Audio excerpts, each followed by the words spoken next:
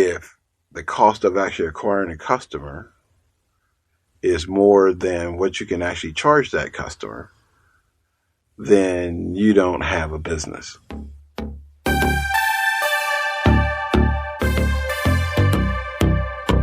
Boss Uncaged is a biweekly podcast that releases the origin stories of business owners as they become uncaged trailblazers, unconventional thinkers, untethered trendsetters, and unstoppable tycoons. We always hear about overnight success stories, never knowing that it took 20 years to become a reality. Our host, S.A. Grant, conducts narrative accounts through the voices and stories behind uncaged bosses. In each episode, guests from a wide range of backgrounds sharing diverse business insights. Learn how to release your primal success through words of wisdom from inspirational entrepreneurs and industry experts as they depict who they are, how they juggle their work life with family life, their successful habits, business expertise, tools, and tips of their trade. Release the uncaged boss beast in you. Welcome our host, S.A. Grant.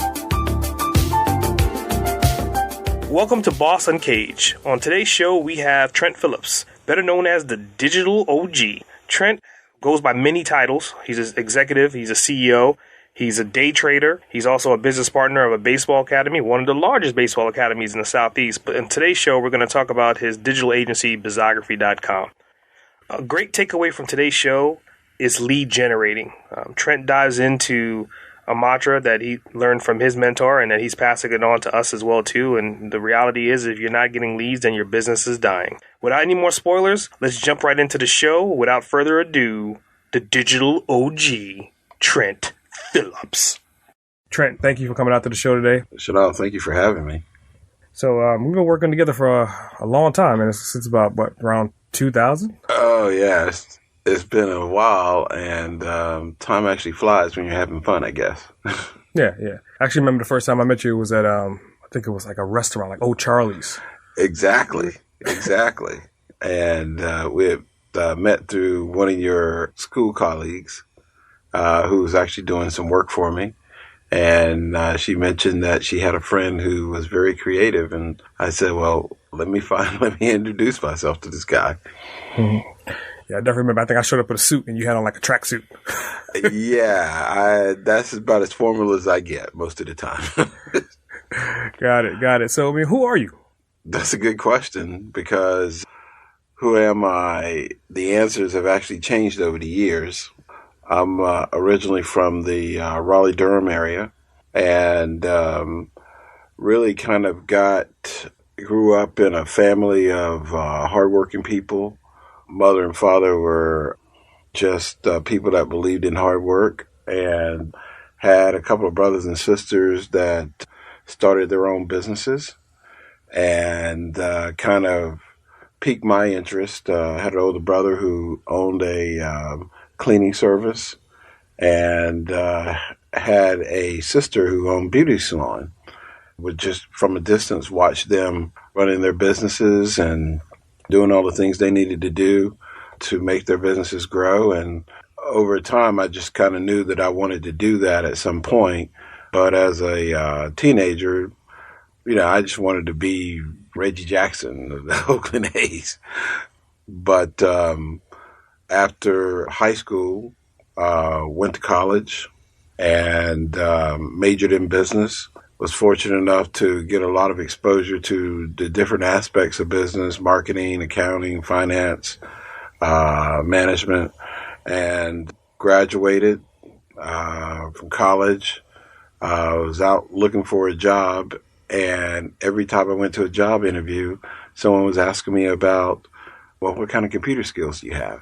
And I had none. So after about the 15th interview of actually having that question, I realized that, I needed to find a way to get some computer skills. So the first thing I did was I got a job working in an electronics store. Luckily for me, the guy who was selling the computers quit. So the manager asked me, he said, well, do you want to actually take a stab at selling computers? And I was like, well, sure. I don't know anything about them, but I'll figure it out.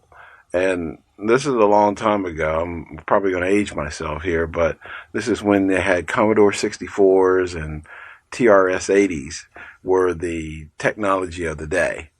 And there was software like VisiCalc and that type of stuff. So it was the early days of the computer business. That was my first introduction to technology. As a result of selling computers, I decided to go back to school and got a computer science degree. That I really kind of understood what the technology was all about and what really made computers work. But I never really wanted to be a programmer. I was always a sales and marketing guy, and so I realized that there was a career selling technology. And so that was the path that I wanted to go on, and that's the path that I pursued. And luckily, I had an opportunity to get a job in a software company. And walked in the first day, and the company was growing really fast. And so the only office that they had available was an old janitorial room where it had a bunch of brooms and mops in it. And so they transformed that room into my first office. And so I had the smallest office in the building. Within 6 months, I was the top salesman in the company. So from small rooms, big things happen, I guess you could say. But it was something that I wanted to do. I was very interested in doing it. I had some very good advice at a very young age. When I was in the software company, a guy came by and he said, look, if you want to be in this business, the first thing you need to do is you need to learn how to be a student of the business. And so learn everything you can possibly learn about the computer business, even if it's not in your area. It will actually help you in your career development. And I took that to heart. And I learned as much as I possibly could about hardware and software and networking and all the different aspects of technology. And over the years, that advice has actually been a godsend for me because, as we all know, in the technology business, the technology changes all the time. And so there was always something to learn. So what kind of technology business are you into? I mean, you're talking about tech as far as hardware, software. I mean, what do you do exactly? Well, for the last 20 years, we've built what we could call today a digital marketing agency. 15 years in the software business, I literally just got burned out from, riding airplanes and living in hotels and running from one rental car to the other. So at the age of 38, I left the software business and went to the basement of my house and started a web design firm. My last job in the software business was selling web-based software. And so I have been introduced to the internet and the promise that the internet had. And this is 1999 to kind of give you some time perspective. So I went to the basement of my house, put together a business plan, and started out just trying to figure out how I was going to convince people that the internet was going to be the greatest thing. I remember one of the last sales calls that I had when I was working for the software company was at Home Depot. And I'm sitting in the CIO's office, and he gets a phone call from one of his suppliers. The supplier is some little small company out in Arkansas who made cabinets. And the guy was having problems logging into the inventory management system at Home Depot. And a light went off in my head that the big companies, they have all the resources to, with programmers and computers and that type of stuff. But the small guys, they didn't have any of those resources. And usually they were the Lone Ranger in a lot of cases. And I felt like there was an opportunity to work with small businesses and provide technology services to those guys, and in particular websites, because at that time websites were a very new thing. And so I pursued that angle. Got it. So you're looking at it in hindsight, you're talking about 20, 30 years in the game. Is there anything that you could have done differently to get you where you are a lot faster if you could do it all over again? Well, you know what? You always can think of things that you would want to do differently. I wished I had met Bill Gates and worked with him on building the software business. I probably wouldn't be in the software business right now or the technology business right now. But, you know, I don't have any regrets. I think everybody actually builds a path to their career, and my journey has actually been a very good journey, and I don't have any regrets about that at all. So I guess another factor would be, you know, your family life. How do you juggle your work life with your family life? Well, I was lucky because my wife was in the software business, and she had actually graduated from California Berkeley's computer science department. And literally one day, some long-haired hippie walked into one of her classes and said, "Hey, anybody who wants a job, show up at 2:00 tomorrow at this place." And she did it. She got a job in the technology business. That company ended up being Informix, and Informix actually grew into a very big company and was actually bought by IBM in 2002 for $1 billion. So she knew the game. She knew all of the things that came along with the technology business. We both traveled, and we traveled a lot. I think we didn't have a kid for the first 5 years. We were married because we just basically traveled all the time. But when we did start having kids, we literally actually used to hand off my oldest son in the airport. I would be coming in and she would be going out, or I would be going out and she would be coming in, and we would literally hand the kid off in the airport to one another. And so, you know, after doing that a few times, we realized that, you know what, one of us had to actually do something different that actually will allow us to be around the house a little more. And so that was part of the impetus for me going to the basement of my house and starting a web design company. That's pretty interesting. Do you have any in particular morning habits or morning routines that you do on a daily basis that get you ready for your day? Well, you know, I try to, as much as possible, get up and work out in the morning. Doesn't always happen, but if I can get, you know, 3 or 4 days a weekend, that's pretty good for me. That kind of clears my head, and while I'm working out, it allows me to think about the things that I need to accomplish for that particular day or for the week. So that's, you know, my biggest routine. It's just working out. Gotcha. How much you benching? I'm not benching anything, actually.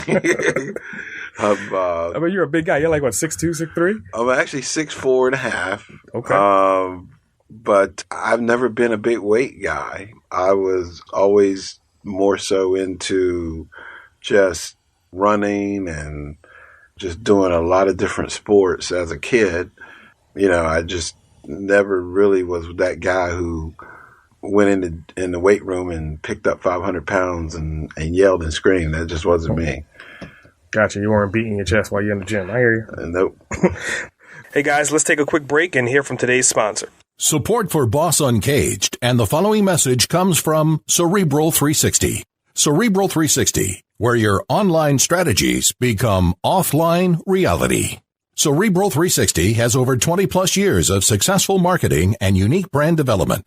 Contact Cerebral 360 when you need instructive online success strategies.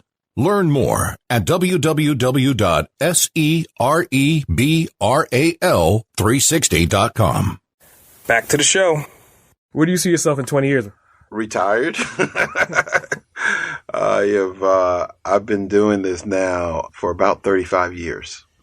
And 35 years, 15 years in the software business, working with 5 technology companies, 3 or startups that actually went IPO. So that was kind of a blur. And then starting a web design business and actually having that company kind of evolve into a digital marketing agency over 20 years. 35 years of technology is a lot. now I'm just kind of looking at just cutting back and simplifying life a little bit and just doing some other things that I like, just to maybe do some volunteer work and that type of thing. So being that you're in tech, and we know that tech changes literally, like it used to be like every 90 days. Now it's like every 9 days. Where do you see the industry going in the next 20 years? It's funny. When I got into the technology business, people were doing time sharing on mainframes. Punch cards? When I took my first computer class, it was actually programming COBOL on punch cards. So it's kind of funny how things have happened. We went from time sharing on a mainframe to working on mini computers to then the advent of PCs, and then PCs had to be networked into a client server environment. And then, came along the internet. And so I remember Sun Microsystems used to have this slogan, the network is the computer. And so everything then was about networking. And then just things have just evolved. And so now we're at in the cloud computing era. It's kind of funny. In a lot of ways, it's kind of like the old time sharing punch card area. Mm-hmm. So things have kind of almost gone full circle in some ways.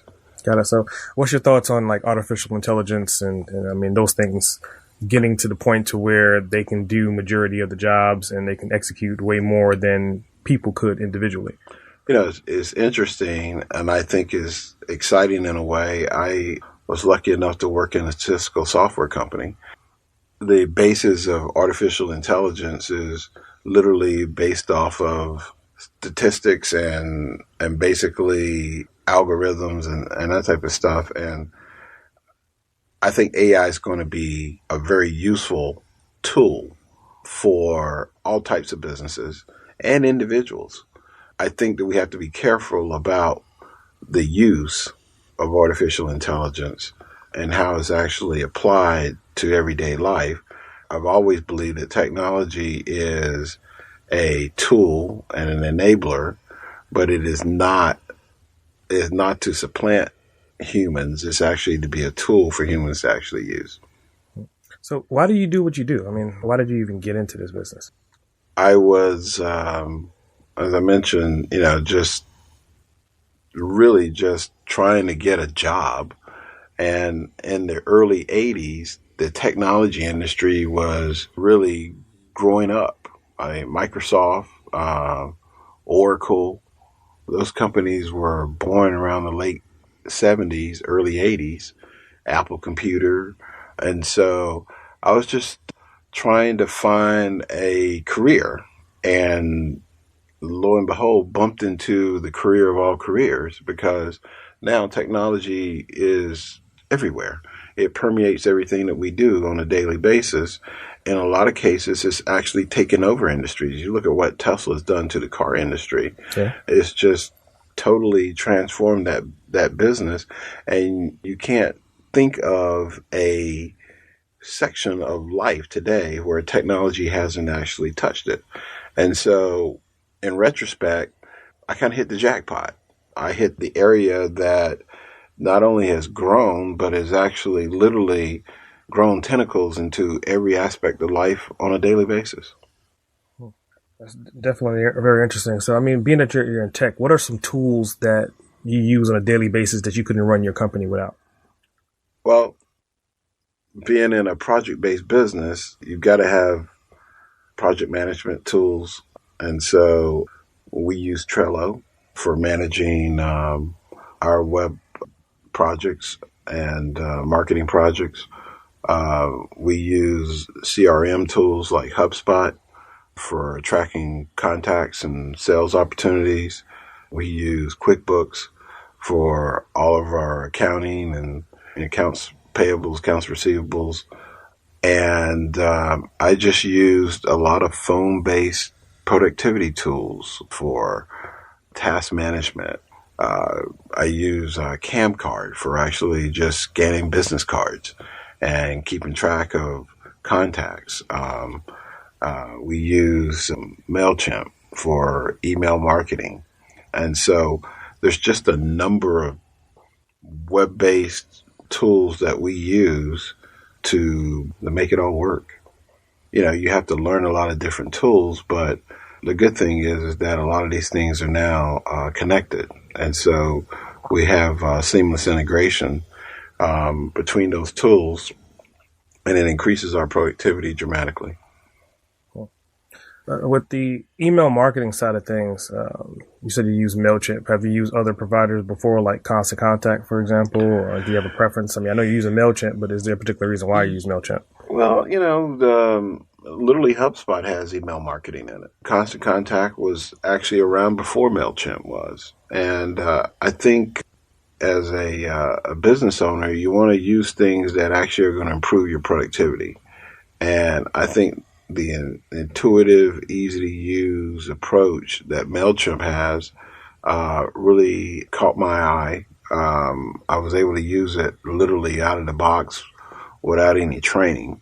And that's important because, again, I've been in the technology business for 35 years. I remember when the first thing you did when you used technology is you pulled out the manual and you read the manual on how to do stuff. Nobody does that anymore. And so if you can't literally just open up an application and start using it right away and figure it out, then you're not going to probably use it very long. And so it has to be easy to use. It has to be intuitive.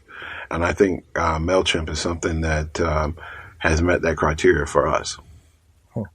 So let's say I'm an up-and-coming entrepreneur. I want to build a company like yours, or I want to get into tech. What words of wisdom would you leave for me? Well, I tell all of our clients today is that most of the time when you start a business today, the first thing you would do is actually build a business plan. And a business plan is important still.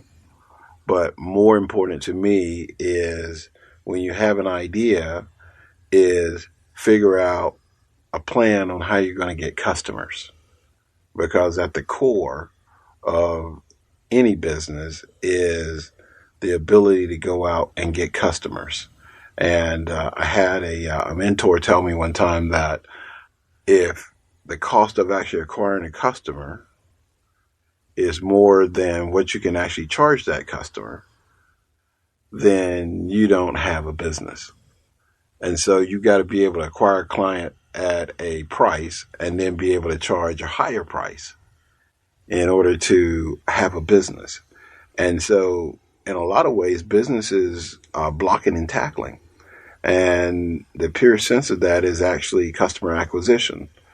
We help a lot of companies today in our business figure out how to actually get clients. And I was reading an article here recently where 750 of the Fortune 1000 CEOs were interviewed, and they asked in 2020, what was going to be your biggest challenge? And 51% of them said lead generation. And that really caught me off guard. But if you think about it, it's probably one of the more difficult things to do today because the way people consume information has dramatically changed over the years.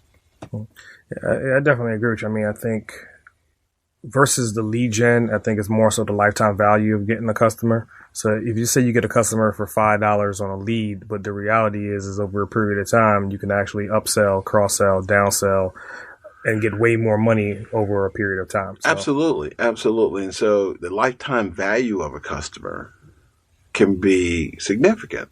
And so if you can acquire that client, then you can use all of the digital marketing technology and things that are around today to not only actually upsell and cross-sell your products and services to that particular customer, but that customer is also an ideal person to actually get referrals from. Mm-hmm. And is our ideal person to get reviews from.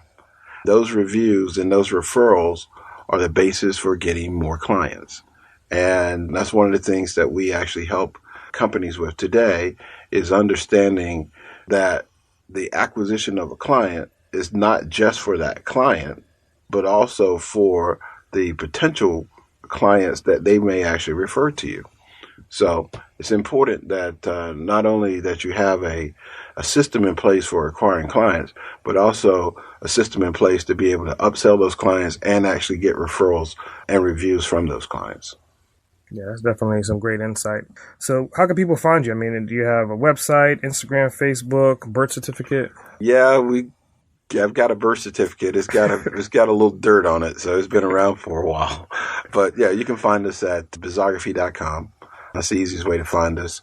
We obviously are on Facebook and LinkedIn and all the popular social media platforms.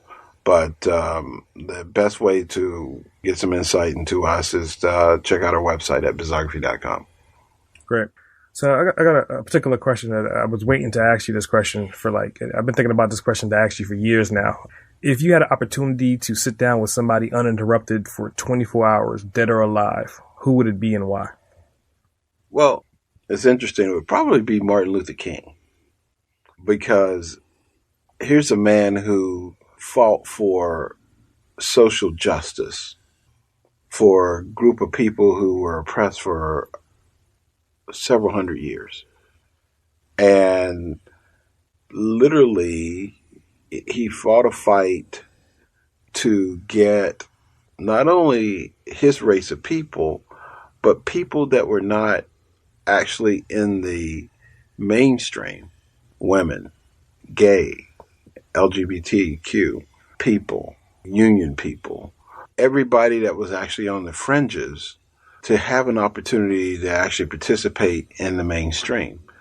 And he took the idea that was created in the United States, this idea that we hold these truths to be self-evident that all people are created equal, and he held that piece of paper up to the mainstream and said, look, this is what you wrote. We want to hold you to it.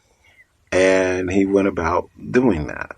So just a conversation with him about, today, what he would actually see going on in the world, what the things that he fought for, improving the poverty rate, education, equal opportunity. All of those things would be of interest to me. Financial independence. All of those things would actually be something that I want to actually talk to him about. Pretty legit answer. Well, that's my man. That's my man. Well, this concludes the show, man. I definitely appreciate you taking the time out your day and coming out, man. Thank you for having me. I really enjoyed it.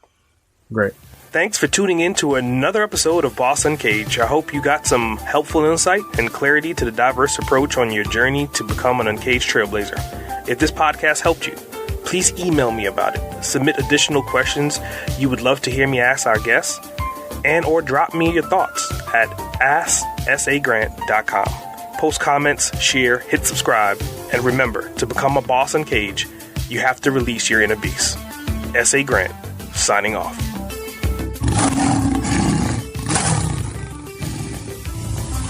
Listeners of Boss Uncaged are invited to download a free copy of our host, S.A. Grant's insightful book, Become an Uncaged Trailblazer. Learn how to release your primal success in 15 minutes a day. Download now at www.sagrant.com/bossuncaged.